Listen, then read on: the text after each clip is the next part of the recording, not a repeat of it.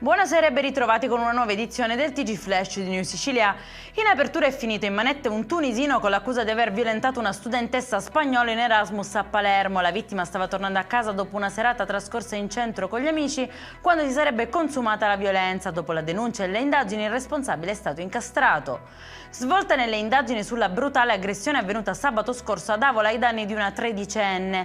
La polizia ha identificato i 5 autori della rissa, sarebbero 4 ragazze e un ragazzo, tutti minorenni. Il movente però è ancora al vaglio degli inquirenti che stanno valutando anche la posizione di altri giovani coinvolti nell'episodio.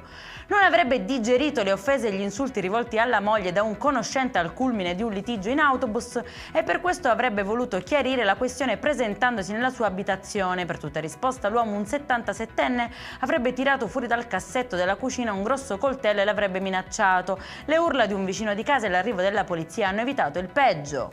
Singolare omaggio invece per l'Athletic Palermo per festeggiare la promozione nella Serie D di calcio. Il main sponsor della squadra siciliana ha celebrato lo storico traguardo regalando un abbonamento a vita in un sito di recensioni di escort con inclusa l'opzione che consente di sbloccare tutti i contenuti e profili pubblicati senza limitazioni, uno speciale premio rivolto ai calciatori e ai membri dello staff. E in chiusura il meteo, continua a splendere il sole in Sicilia per la giornata di domani, nessuna allerta e temperature in aumento. Per questa edizione è tutto, prossimo appuntamento domani alle 13:30, buona serata!